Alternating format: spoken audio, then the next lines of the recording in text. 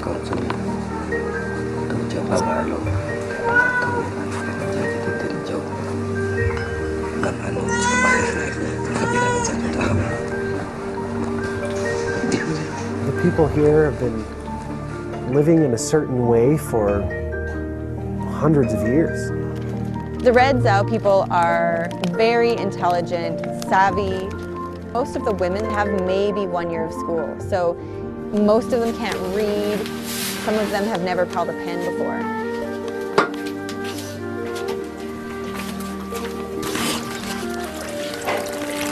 Phin is made up mostly of Red Zhao people and some Black Hmong. And outside of the village center are these small communes or doys. It's kind of a unique place because it's one of the few places that tourists can go and see Red Zhao people dressed in their traditional dress in such great numbers. The Red Zhao traditionally wear a red scarf. The younger girls are wearing like a small, almost like a bandana, red bandana, and the women are wearing this large, almost pillow-like hat on their head. Phin is probably 80% Red Zhao. Phin has very beautiful scenery, good weather, farming and everything. But the tourists come here not only for the landscapes, but also for their culture, their traditional culture. We had to take the black one first, then we had to take yellow. After we had to take white color, then we had to take 5 months for working, making my clothes.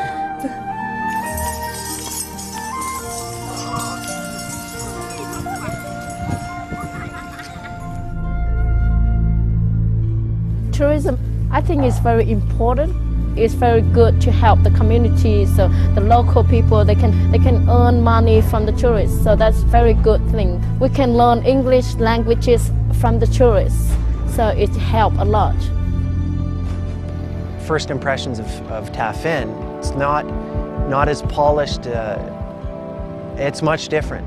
It's much more raw. Our van was like bombarded the minute we came down the road, and it was intimidating. It takes your breath away because there's just so many people, and the chatter starts. Where are you from, and how old are you? And Canada. What's your name? Do you have brothers and sisters? How long are you here for? The tourists feel uncomfortable, and then the tourists come less than less. there is definitely an issue with street sellers in Phin. In some cases, there could be, on a good day, probably 100 to 150 street sellers following tourists as they walk around the village.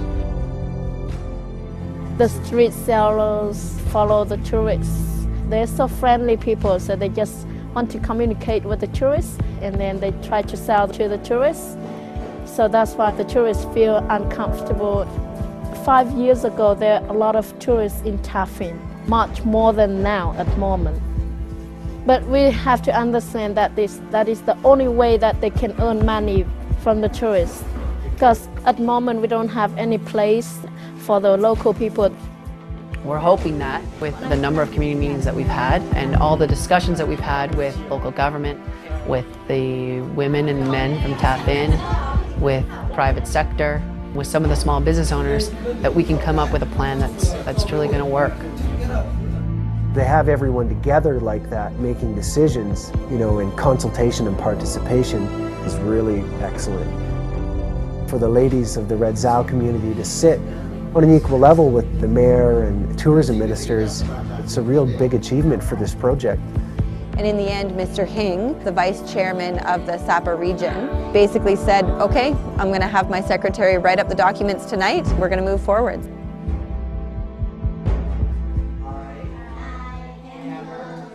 Well, we're trying to help the community become more self-sufficient when it comes to tourism. It's how to maximize the positive impacts, how to minimize the negative impacts, and ensure that they maintain their culture.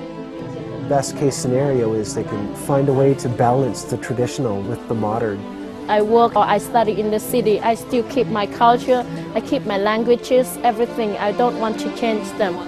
We should learn education but keep the culture as well. That is very important. Some breakthroughs happen in that village. Over the past couple of days, we're making some signs, all on their own with English. These women 6 years ago, they wouldn't even hold a pen because they were too shy. You can see the women now doing some collective marketing. I feel that very good. I always asking, I really like to have a market like that. The overall goal of the project is to improve quality of life. It's hard work, embroidering. Không có like điện that. thoại đâu. Mình nghèo quá, không có điện thoại. She said that you cannot embroider, No. but you can write. But they can embroider, but they cannot write. They cannot write, yes. Well, maybe you can teach me a little about embroidering and I can teach you a little bit about writing. They really open their hearts to us when we come in and work on these projects. So they welcome us into their homes. They don't want to take our money for anything. They give us gifts. They're just so happy to have us here delivering some training.